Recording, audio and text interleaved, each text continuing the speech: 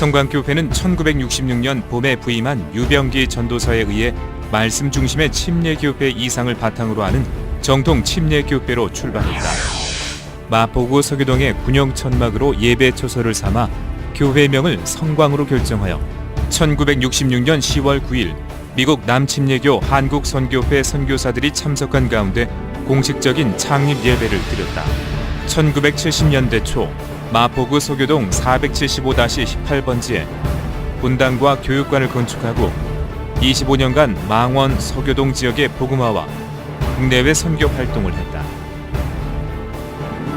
초창기에 성광교회 개척할 적에는요, 다 어려웠어요. 거기가 어려운 동네예요. 굶는 사람 많았어요 그때.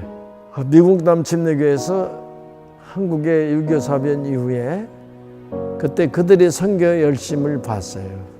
당신들은 왜 이렇게 선교를 하느냐니까, 미국 교회가 선교 안 하면 죽는다고. 물을 흘러보내야지 안 썩지, 안 흘러보내면 썩는다고. 강화도 선두리에 전기도 없고 버스도 없고, 그때 아무것도 없을 때 거기서 촛불 켜놓고 예배 드리다가 구옥 2채를 사가지고 거기다가 교회를 건축하게 되었던 것입니다. 우상 숭배와 뱃사람들이 섬기는 여러 가지 신을 섬기는 그 사람들이 저희 복음을 듣고 예수 믿고 그들을 전도했습니다. 1980년대 후반 유병기 목사는 기독교 한국침례회 해외 선교회 태동에 참여한 후 18년간 회장을 맡으면서 해외 선교의 기반을 확립했다. 성광교회는 유병기 목사가 교단의 해외 선교 사역에 전념할 수 있도록 1992년 1월 1일 유관재 목사를 담임 목사로 청빙했다. 유관재 목사는 주순석, 노실근 집사를 안수하여 세우고 1993년 1월 교회 이전 추진위원회를 구성했다. 내가 살고 있는 지역, 내가 다니기 편한 교회보다 하나님께서 주시는 새로운 비전에 따라 하나님 나라의 지경을 넓히는 일이 우선이라는 믿음으로 고양시 이전을 추진하기도 했다. 고양시 덕양구 행신동 703번지에 종교 부지를 구입해 1994년 10월 23일 기공 예배 후 1년 뒤인 1995년 10월 28일 입당할 수 있었다. 서교동 교회당 매각 대금 4억 9천만 원으로 시작한 총 비용 24억 원의 공사가 특별한 어려움 없이 순조롭게 진행될 수 있었던 것은 성도들의 마음을 다한 기도에 대한 하나님의 응답이었다. 1996년 유관재 목사는 4대 비전을 새롭게 제시했다. 첫째, 이 지역에 영향을 주고 감동을 주는 교회가 되게 하옵소서. 둘째, 이 지역을 복음으로 변화시키는 교회가 되게 하옵소서. 목사님 말씀 마음이 정말 좋으시고 많이 위로가 되고 다른 교회 더 안 다녀봐도 괜찮겠다. 셋째, 세계를 품고 땅끝까지 주의 복음을 증거하는 선교하는 교회가 되게 하옵소서. 오랫동안 사역을 하면서 결코 잊을 수 없는 그리스도의 동반자, 함께하는 동력자, 그것이 바로 우리 성광 침례교회입니다. 내가 그 땅에 가서 걸어갈 때 복음의 길이 열리겠구나. 넷째, 많은 교회들 가운데 귀감이 될 수 있는 모델 교회가 되게 하옵소서를 공식 선포했다.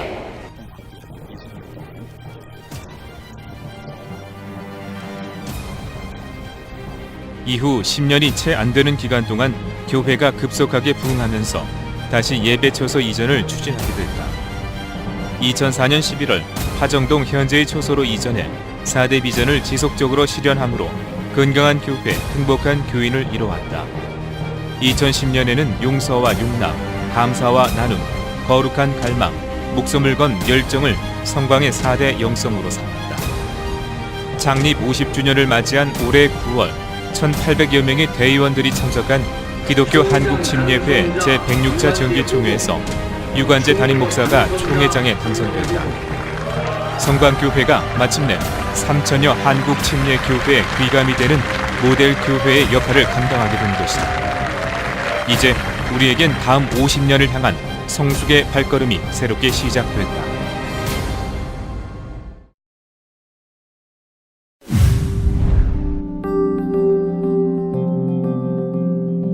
할렐루야.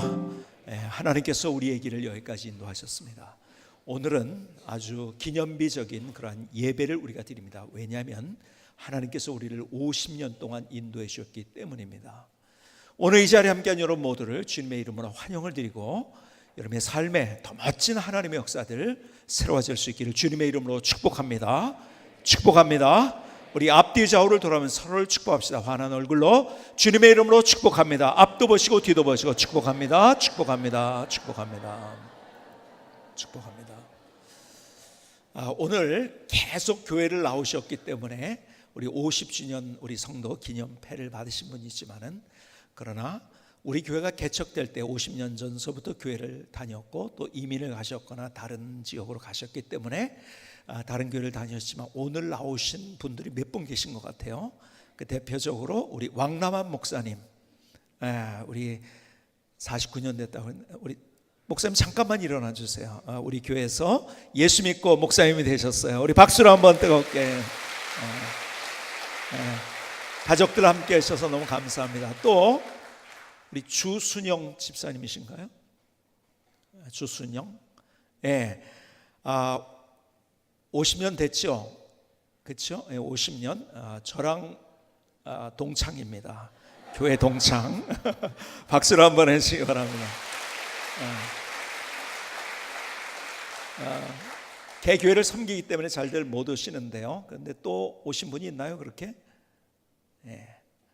감사합니다. 제가 신학교를 다니면서 내가 어떤 목사가 되어야 될 것인가, 그리고 목사는 무엇인가에 대한 고민을 했습니다. 앞으로 목회를 하게 될 텐데 이 일은 내가 사업을 하는 것이 아니고 하나님의 일을 하는 것인데 어떻게 해야 될 것인가를 고민하면서 제 안에 많은 결심과 결단이 있었지만 저는 크게 몇 가지를 그때 결심을 했어요. 그렇다. 하나님의 일을 하는 목사, 첫 번째, 기도하고 말씀을 연구하는 일에는 내 에너지의 모든 것들을 제일 많이 내 에너지를 써야겠다. 이것은 인류가 되어야겠다. 그래서 말씀과 기도에 전무하는 그러한 인생을 세우겠다는 결단을 가졌습니다. 두 번째, 목사가 누구인가를 생각하면서 목사는 죽을 때까지 연구하는 사람이더라고요. 제가 그래서 죽을 때까지 연구하는 사람이 되야겠구나. 끝까지 손에서 책을 놓지 않고 연구하면서 내가 목회를 하리라 하는 그런 결심을 했습니다. 여러 가지 제 안에 가지고 있었던 많은 결단이 있었지만 그 중에 제일 중요한 결단은 이 두 가지였습니다. 그러면서 여러분 누구나 아마 그런 경험을 할 거예요. 어떤 것에 대해서 도전할 때 두 가지 마음이 속에 공존합니다. 내가 그 일을 하는데 내가 잘 할 수 있다는 자신감이 있었어요. 그런데 한쪽에서는 또 어떤, 내가 과연 그것을 잘 할 수 있을 것인가? 또 불안한 마음, 또 자신감 없는 마음이 사실은 내 안에서 싸우고 있었어요. 야, 내가 저렇게 할 수 있지 하면서도 할 수 있을까? 그러나 하나님께서는 저를 목회 현장으로 불러주셔서 그 일을 하면서 저는 중간에 계속해서 내가 어떻게 일을 해야 될 것인가를 고민하면서 지속적으로 하나님께서 그때마다 주셨던 그런 말씀들이 있어요.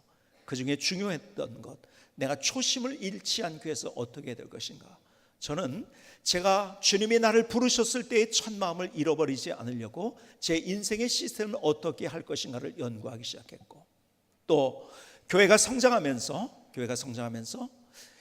그렇다면은 내가 어떤 삶을 살아야 될 것인가. 다 다르지만은 모든 목사가 그렇게 된다고 생각하지는 않지만은 적어도 우리 정도 교회 사이즈가 된다고 한다면은 나는 내가 개인적으로 소유를 갖지 않는 것이 맞다. 그래서 제 스스로 무소유에 대해서 결심을 했습니다. 그리고 제 이름으로 어떤 것을 소유하지 않겠다는 결단으로 여기까지 왔습니다.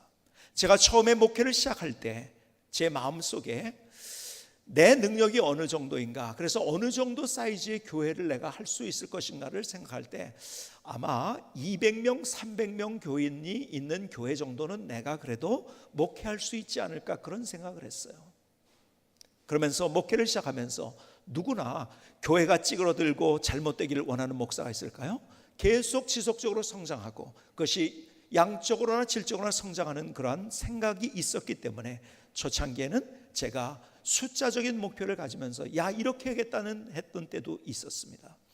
그러나 몇 년 안 지나서 숫자적인 목표는 내가 그것이 비전이 아니라 욕심이 될 수 있다는 생각을 갖게 됐고, 그리고 그때서부터 제가 숫자적인 목표를 갖지 않겠어요. 우리 교회는 몇 명 모이는 것, 헌금을 얼마 하고 하는 것에 대한 숫자적인 목표를 갖지 않기 시작했습니다. 그러나 하나님께서 우리 교회를 여기까지 인도하셨어요. 사실은 제가 생각했던 것보다 우리 교회를 인도해 주시고 하나님께서 하나님의 은혜를 주시고 멋지게 성숙시키고 성장시켜 주셨어요. 많은 사람들이 교회가 성장하니까 좋지요? 기쁘지요? 물론 기쁜 마음 또 좋은 마음 한 구석에 있지만은 그것보다 더 큰 마음이 제 안에 자리를 잡고 있어요. 교회가 커질수록 사실은요, 여러분, 내가 돈을 많이 가져와도 그것은 책임감입니다. 막 쓰라고 준 게 아니에요. 제 안에 책임감의 무게가 무거워지기 시작한 거예요. 다양한 사람들이 생깁니다. 다 다른 사람들, 그 안에서 또 우리 교회가 이 지역에서 어떻게 몫을 감당해야 되는가. 사실은요, 제 안에 있는 마음 가운데 가장 큰 마음은 이 내 책임감, 이 책임감의 무게가 언제나 저를 짓누르고 있습니다. 그래서 정말 솔직한 마음은 제가 언제 빨리 은퇴할까를 사실은 인간적인 마음으로는 제가 그걸 늘 생각합니다. 사람들이요, 은퇴하면 어쩌고 저쩌고, 워낙 제 안에 있는 그 책임감의 무게가 무겁기 때문에 그렇습니다. 하나님께서 어떻게 여기까지 우리 교회를 인도하셨는가. 제가 50년의 우리 교회의 역사를 보면서 제가 25년을 여기서 담임 목회를 했더라고요. 뒤를 돌아보니까 그 모든 것들이 하나님의 은혜더라고요. 내가 할 수 없었는데 내가 그 일을 어떻게 할 수 있었을까. 뒤에 돌아보면은요, 이거 정말 기적이구나. 지난주에 제가 기도를 하면서 또 글을 쓰다가 눈물이 나더라고요. 하나님이 이렇게 나의 인생을 인도하시고 우리 교회를 이렇게 인도해 주셨네요. 얼마나 제 안에 하나님께서 주신 그런 뜨거운 감사의 감격의 마음이 있었는지요. 여기까지 오는 동안 수많은 사연들이 있어요. 제가 늘 얘기하지만 천국 가서 할 얘기가 많아요. 저는 왜냐하면 제가 잘했다는 얘기 잘못하다가 남의 프라이버시를 건들 수 있기 때문에 제가 이야기하지 못하는 많은 사연들을 제 가슴에 담아두고 있어요. 여러분, 제가 설교를 합니다. 제가 설교를 하니까 여러분들이 그냥 흔한 표현대로 은혜를 받고 혹은 결단을 하고 또 위로를 받고 또 어떻게 되고 이런 것들 여러분이 경험하십니까? 별로 경험 안 하시는 것 같아요, 표정이. 많은 그런 얘기들 하지만 그러나 여러분이 모르는 이야기들도 많이 있습니다. 인터넷으로 목사님이 왜 이런 설교를 안 하느냐, 또 저에게 어떤 정치적인 이야기를 강요하는 사람도 있어요. 또 설교한 걸 가지고서 따지는 사람도 있어요. 여러분, 제가 설교를 끝나고 나서 그 인터넷을 열어서 그것을 볼 때 그것을 읽으면서 제 안에 느끼는 감정들, 참 하나님 내가 이거 어떻게 될까요? 그러한 힘든 상황도 너무 많이 있었어요. 수많은 일들이 있었죠. 그러나 그 수많은 사연들을 또 덮을 수 있는 이야기들은 많은 사람들이 우리 교회에 와서 변화가 되어지고 예수 믿고 그리고 성숙하고, 지난 2주 전에는 어떤 분이 저를 찾아오셔서 만나가지고 우리 교회에서 신앙생활한 이야기를 하더라고요. 오래 신앙생활 하신 분인데요, 우리 교회 와서 제대로 자기가 신앙생활을 했고 너무 감격스럽고 믿음으로 산다는 것이 이렇게 행복한 것인지를 이제 내가 깨달았습니다. 가정이 이렇게 살았습니다 하는 이야기를 들을 때요, 얼마나 참 감사한지요. 많은 아픈 사연들이 있고 눈물 나는 이야기가 있지만 그럼에도 불구하고 사람들이 변화되어지고 치유되어지고 회복되어지는 스토리들을 경험할 때 그것은 다른 어떤 걸로 비교할 수 없는, 여러분, 내가 어떤 것을 소유한 것보다도 더 정말 감격적인 하나님의 은혜를 거기서 경험하게 됩니다. 참 50년 우리 교회가 왔는데요, 이 50년의 스토리 가운데 얼마나 많은 사연이 있었을까요? 그 모든 사연에도 불구하고 하나님께서 우리 교회에게 여러분이 아시는데 4가지 비전을 주셨어요. 이 4가지 비전은 그냥 생각을 해서 한 비전이 아닙니다. 우리의 기도의 제목이 아니에요. 성경에 있는 모델 교회를 찾아서 사실은 이 비전이 만들어진 거예요. 오늘 본문에 있는 안디옥 교회, 그 교회는 모델적인 교회였었어요. 교회가 어떻게 가야 되는가를 보여주는 그런 교회였습니다. 우리가 첫 번째 우리의 교회 비전이 여러분이 잘 아는 대로 뭐죠? 하나님, 우리 교회가 이 지역에 영향을 주고 감동을 주는 교회가 되게 없어서. 우리 교회는요 4가지 비전과 4가지 영성이 있어요. 그래서 대표 기도를 할 때 이걸 위해서 기도하지 않으면은 다음번 기도 순서에서 빠집니다. 아시는지 몰랐죠? 몰랐죠 이거 잘. 우리는 이것을 위해서 끊임없이 기도했어요. 여러분, 안디옥 교회가 그런 교회였었어요. 우리가 오늘 본문의 앞장에 보면 11장에서 이렇게 안디옥 교회에 대한 이야기를 해주고 있어요. 사도행전 11장 24절에 보니까요, 바나바는 착한 사람이요 성령과 믿음이 충만한 사람이라. 이에 큰 무리가 주께 더하여지더라. 바나바가 사울을 찾으러 다소에 가서 만남에 안디옥에 데리고 와서 둘이 교회에서 1년간 모여 있어 큰 무리를 가르쳤고, 제자들이 안디옥에서 비로소 그리스도인이라 일컬음을 받게 되었더라. 여러분, 그리스도라는 이름이 교회 내부에서 생긴 이름이 아니에요. 어디에서? 예수 믿지 않는 사람들이 붙여진 이름이었었어요. 야, 저 사람들 살아가는 방식이 달라, 멋있어, 다른데? 야, 감동이 되는데? 그래서 그들을 크리스찬, 그리스도인이라고 부른 거예요. 그래서 우리 교회는요, 이 지역을 어떻게 섬길 것인가에 대한 제일 큰 관심을 가지고 이제까지 기도하면서 우리가 그런 일을 하고 있습니다. 수많은 프로그램과 수많은 것들 우리가 하고 있어요. 우리 앞서 우리 최성 시장님도 그런 얘기를 우리 교회를 향해서 해줬지만요, 두 번째, 그래서 우리 교회가 두 번째 비전에서 하나님, 우리 교회가 이 지역을 복음으로 변화시키는 교회가 되게 없었어. 우리가 지역을 섬기는 걸 끝난다면 우리는 그냥 어떤 단체 하나가 되는 거죠. 우리는 아니죠. 사람을 살리는 일을 하고 있는 거예요. 사망에서 생명으로. 하나님, 복음으로 사람들이 예수 믿고 새로운 인생 살게 해주세요. 사도행전 11장 19절은 안디옥 교회에 대해서 이렇게 얘기를 하죠. 그때 스데반의 일로 일어난 환란으로 말미암아 흩어진 자들이 베니게와 구브로와 안디옥까지 이르러 유대인에게 말씀을 전한데, 그 중에 구브로와 구레네 몇 사람이 안디옥에 이르러 헬라인에게도 말하여 주 예수를 전파하니 주의 손이 그들과 함께 하심에 수많은 사람들이 믿고 주께 돌아오더라. 이 안디옥 교회에 나타났던 하나님의 역사들이 우리 교회 그대로 나타나기를 소원하는 마음으로 우리는 하나님, 우리 교회가 이 지역을 복음으로 변화시키는 교회가 되게 없어서 우리는 기도를 했어요. 그리고 하나님께서 정말 그런 기가 막힌 일들을 보여주셨어요. 여러분, 저희 교회는 침례교회예요. 그렇기 때문에요, 사실은 다른 교회에서 비해서 이동교인이 없어요. 교회를 같이 졌는데도요, 우리나라는 장로교회가 많으니까요. 사실은 세계적으로 가장 복음적이고 성경적인 교회는 침례교회죠. 미국에서도 부흥하는 교회는 지금 침례교회밖에 없으니까요. 그런데 한국엔 장로교회가 제일 커요. 그러니까요, 더군다나 구원파에서 왜 우리랑 상관없는데, 그 구원파에 그 원래 만든 사람들은요, 장로교에서 안수받은 사람들이에요. 그런데 왜 침례라고 붙여가지고서 우리를 그렇게 힘들게 하는지요. 아예 오질 않습니다. 오기만 해도 좋겠는데 아예 오질 않아요. 그리고 침례교는 너 이상한 데 다니는 거 아니야? 그런 거 많이 들어보셨죠, 그렇죠? 앞에서 제가 주일날에도 그런 걸 목격한 적이 있는데요, 두 분이 같이 손을 잡고 이렇게 옵니다.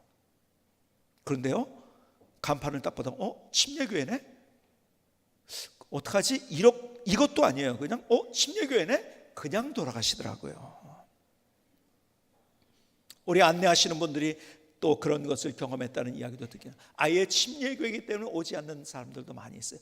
그렇기 때문에 하나님께서 우리에게 주신 복이 뭔지 아세요? 예수 안 믿는 사람들이 와서 여기서 수많은 사람이 예수를 믿게 됐다는 거예요.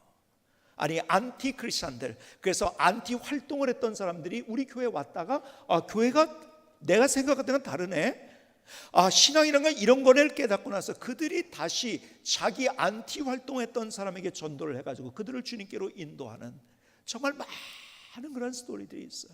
하나님께서 우리 교회를 통해서 얼마나 많은 사람들이 예수 믿게 만들어졌는지. 세 번째 우리 교회 비전은 하나님, 우리 교회가 세계를 품고 땅까지로 주의 복음을 증거하는 선교하는 교회가 되게 없었어요. 그렇죠? 안디옥 교회가 그랬잖아요. 오늘 본문의 얘기가 그거잖아요. 사도행전 13장 1절로 3절에 보니까 안디옥 교회에 선지자들과 교사들이 있으니 곧 바나바와 니게라라는 시몬과 구레네 사람 루교와 분봉왕 헤롯의 젖동생 마나행과 및 사울이라.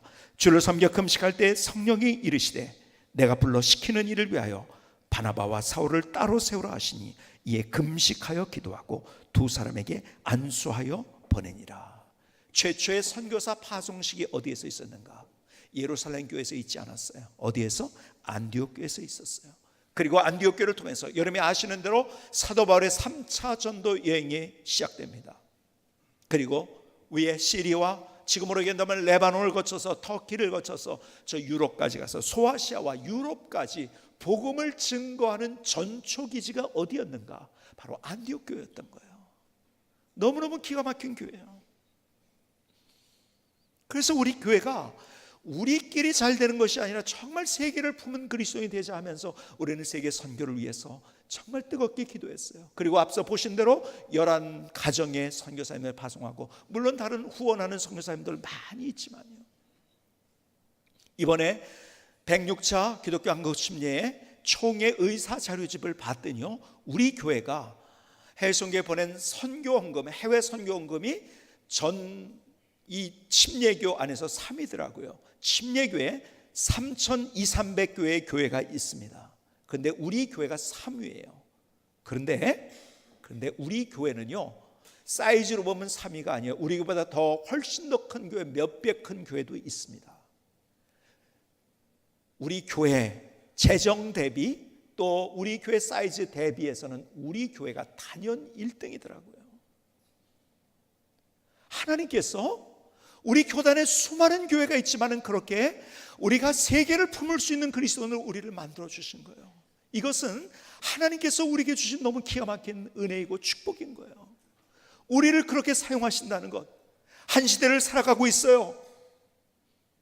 우리가 예수 그리스도를 믿는 믿음으로 구원받았을 뿐만 아니라 한 시대 우리가 함께 손을 잡고 함께 기도하면서 그렇게 세계 땅까지로 주의 복음을 증거하는 선교하는 교회가 될 수 있다는 것, 이것은 정말 하나님께서 우리에게 주신 기가 막힌 은혜이고 하나님의 복인 거예요. 얼마나 참 감사한지요. 그래서 마침내 우리의 마지막 비전이 이거예요. 많은 교회들의 귀감이 되는 모델 교회가 되게 하옵소서. 하나님께서 그렇게 만들어가고 계세요. 얼마나 놀라운 일을 보여주고 있는지 몰라요. 이제 여러분이 아시는 것처럼 제가 총회장에 당선되면서 지금 우리 교단의 물줄기를 바꾸고 있습니다. 그래서요, 싸우던 분들이 같이 부둥켜 안고, 그리고 저에게도 와가지고서 이제는 내가 이렇게 목회하겠습니다, 이런 분들이 많이 일어나고 있어요. 아니, 세상에 한 교회에서 아마 어떤 교회도 그런 게 없었던 것 같아요. 총회장과 총무가 동시에 당선된 건 아마 없을 것 같아요. 우리 조원희 목사님 우리 교회에서 사역하시다 총무에 도전하셨는데요, 여러분, 총무는요 욕을 먹는 자리예요. 그래서 한 번 당선되고 두 번째 재선된 예가 이제까지 없습니다. 유일하게 조원희 목사님만 재선이 됐어요. 기가 막힌 거 아닙니까? 하나님께서 우리 교회를 사용하실 작정을 가지고 계시다고 저는 믿어요.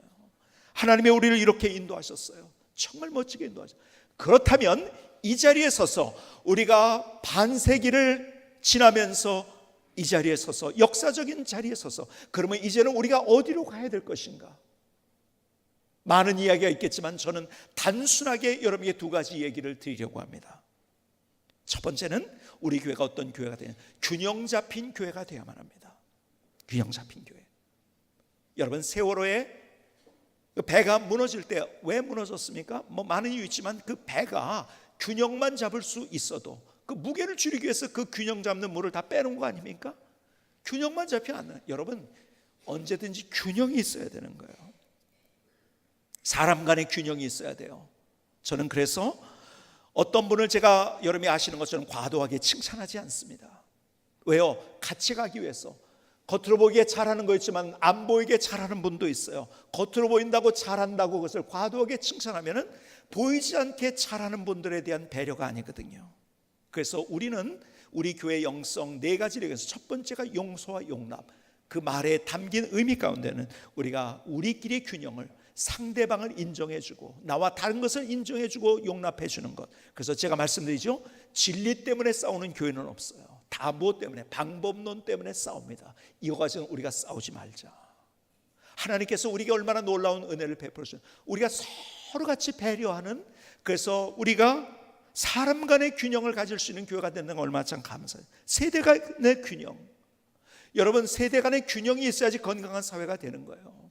뭐 이런 이야기 여러분들이 길게 말씀드릴 수 없지만 그 균형이 깨어져 버린 이 세대를 살아가면서 우리가 해야 될 것, 그 균형을 맞추는 일이라고 생각해요. 기관 간의 균형. 여러분, 각 기관이 다 중요합니다. 여러분이 어떤 기관에서 일할 때 왜 거기로 가서 일하는지, 여기가 중요하다고 생각하는 일을 하는 거예요. 예를 들어서 유년부에 가서 예를 들자면, 그러면 이 유년부가 중요하다고 생각했는데 간 거예요. 그래서 유년부만 중요한 게 아니에요. 그러나 그렇죠? 초등부도 중요합니다. 목사님, 유치부 때 아이들이 제일 중요합니다. 그러니까 여기에 다 올인해야 돼요. 아니에요. 유치부 중요합니다. 그러나 중등부, 고등부도 중요해요. 아니, 어르신들도 중요합니다. 여러분, 이런 균형이 있을 때, 균형이 깨어져, 여러분, 그거는 그냥 선교단체로 끝나고 마는 거예요. 선교단체는 어느 한 세대의 타깃을 맞춥니다. 그건 선교단체예요. 전체의 균형을 맞추는 건 교회인 거예요. 그런데 특별히 어떤 균형을 맞춰야 되는가? 말씀과 기도의 균형. 한국교회가 무너진 이유는 중에 하나는 그 균형이 무너진 거예요. 말씀만 있어요. 근데 기도가 없으니까 차가워지기 시작합니다. 머리만 커가지고. 또 기도만 있어요. 말씀이 없어요. 안 됩니다. 우리 교회는 어떻게든지 이 말씀과 기도, 그리고 우리의 개인의 삶이 어느 쪽에 치우치지 않은 같이 균형 잡힌 우리의 삶을 살아야 돼요. 그래서 우리는 교회 생활하면서, 신앙생활하면서 크게 우리가 생각해야 돼요. 내가 균형을 잘 맞추고 있는가를 생각해야 돼요. 그러면요, 건강한 교회가 될 수밖에 없어요. 그런데 정말 우리가 함께, 우리가 어떤 교회가 되어야 될 것인가를 오늘 여러분께 말씀드리고 싶은 것, 오늘 하나님이 이 길을 가기를 원하세요. 그게 무엇인가? 우리 교회만 잘 되는 교회가 되면 절대 안 됩니다. 함께 잘 되는 교회가 돼야 돼요. 이 시대는 경쟁 사회입니다. 어저께 신문을 봤더니 경쟁 사회를 넘어서 초경쟁 사회라고 이야기합니다. 서로 경쟁하는. 그러다 보니까 한국 교회가 무너진 이유 가운데에서 교회끼리 경쟁인 거예요. 아니요, 우리 교회만 잘 되면은, 제가 늘 얘기하지만 우리 교회만 잘 되면은 우리 교회는, 우리 한국 교회는 소망이 없어요. 우리 교회도 잘 되고 앞 교회도 잘 되고 옆 교회도 잘 돼야 되는 거예요. 저는 그래서 지역에 있는 많은 목사님들과도 그렇게 하려고 합니다. 같이 가야 되는 거거든요. 우리 교회만 잘 된다면 의미가 없어요. 한국 교회 부흥이 없는 거예요. 같이 잘 돼야 되는 거예요. 같이 잘 될 때 하나님이 우리 가운데 어떻게 역사하시는지를 경험하시는. 여러분, 오늘 본문에 있는 이야기가 그거예요. 사도행전 1장 13장 1절로 3절을 다시 보시겠습니까? 안디옥 교회에 선자들과 교사들이 있으니 곧 바나바와 니게르라는 시몬과 구레네 사람 루게오와 분봉왕 헤롯의 젖동생 마나엔과 및 사울이라. 주를 섬겨 금식할 때 성령이 이르시되 내가 불러시키는 일을 위하여 바나바와 사울을 따로 세우라 하시니 이에 금식하며 기도하고 두 사람에게 안수하여 보내니라. 오늘 여기에서 큰 그림이 뭔지 아세요? 안디옥 교회는 그들의 에너지를 그들 교회만을 위해서 쏟지 않았어요. 그 에너지를 주변에 있는 교회들 향해서 쏟았습니다. 아니, 세상에 담임 목사 바나바를 파송합니다. 가장 중요한 리더십들을 파송을 해요. 우리 교회만 잘 되면 안 된다는 거죠. 자기들의 물질을, 자기들의 에너지를, 자기들의 가진 은사와 재능들을 자기 교회만을 위해서 사용하지 아니하고 다른 교회를 위해서 사용하는 거예요. 거기에 하나님의 기적이 일어난 거예요. 폭발적인 하나님의 부흥의 역사가 일어난 거예요. 한국 교회 문제 중에 하나는 개교회만 잘 되면 된다 하는 그런 생각 때문에, 경쟁주의에 물들고 있기 때문에. 아니에요. 나만 잘 되면 안 돼요. 같이 잘 돼야 돼요. 저는 이번에 총회장 취임 예배를 드리면서 제가 초청장을 보내지 않고 주임 예배 때 조용히 드립니다. 우리 직원들과 그 총회 직원들과 그리고 그 안에 있는 기관에 근무하는 분들하고 조용하게 예배를 드립니다. 저의 얼굴을 빛내는 것보다 그동안 저는 시골에서 목회했는데 20년간 30년간 묵묵하게 성실하게 주님의 뜻 붙들고서 일했던 분들, 그분들을 제가 추천받아서 그분의 한 분을 설교를 시킵니다. 그들이 순서를 맡고 저는 그런 분들을 존중해 주고 싶어요. 그런 분들을 같이 손잡고 싶어서. 더 대단한 사람들이 있지만은 벌써 총회장 취임 예배 드릴 때 나한테 순서 하나 달라는 사람, 이런 사람들 많이 있어요. 근데 그런 거 다 가장 간소하게 드리면서 그런 분들을 초청해서. 근데요, 마지막 제가 아직 어떻게 순서를 하겠다는 것을 얘기를 안 했는데요, 여러분들에게 내부 비밀로 먼저 말씀을 드립니다. 마지막 순서가 뭔지 아세요? 각 도의 대표들, 추천받은 그런 귀한 목사님들, 그런 무명의 목사님들이죠. 그분들 앞에 제가 무릎 꿇고, 그리고 그분들이 내 몸에 손을 얹고 기도해 주십시오. 이게 마지막 순서로 하려고요. 왜 그러는가? 이제는 큰 교회 작은 교회 가르면 안 돼요. 도시교회 농촌교회 가르면 안 돼요. 하나가 돼야 돼요.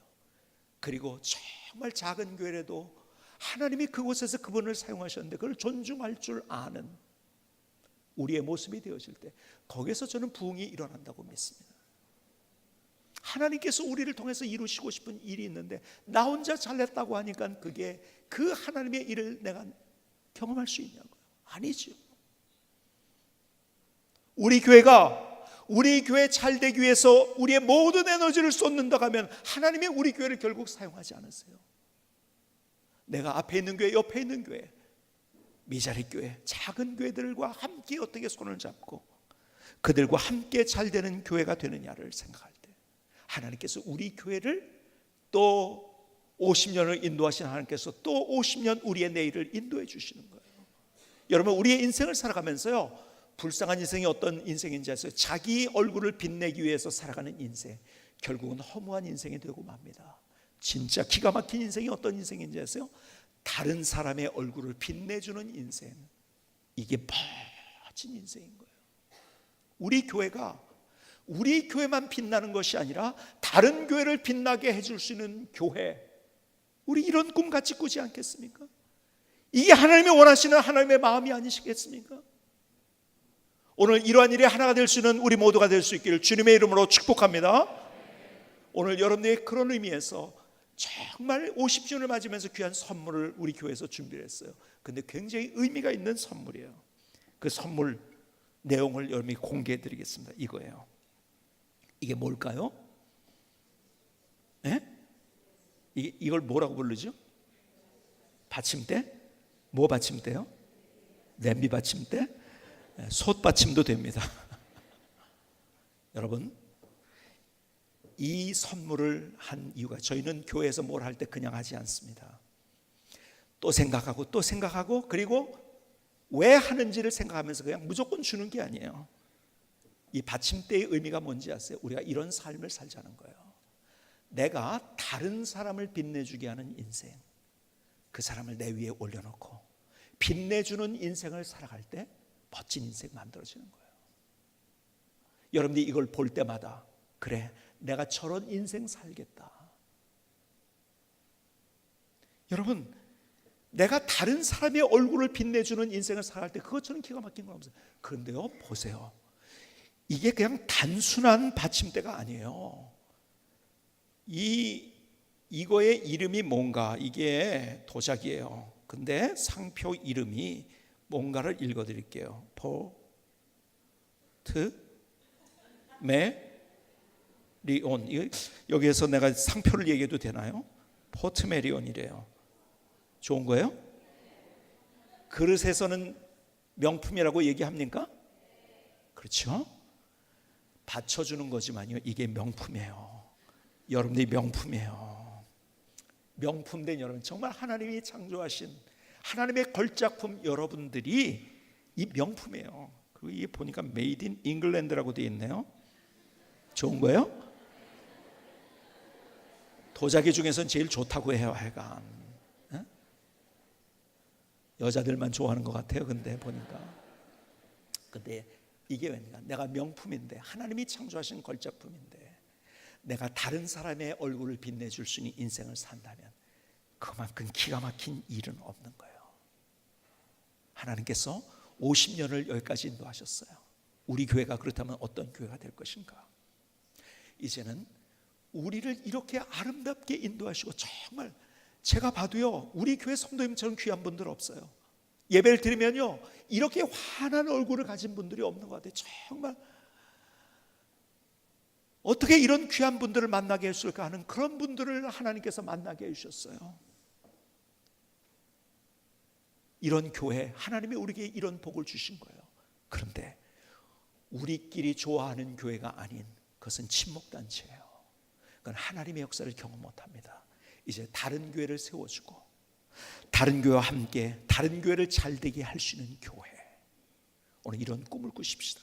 내 개인의 삶, 나 혼자 잘 되는 것이 아니라 다른 사람의 얼굴을 빛내줄 수 있는 인생, 이것처럼 귀한 인생은 없는 거예요. 오늘 안디옥 교회가 모델적인 교회가 됐어요. 하나님이 그 교회를 사용하셨어요.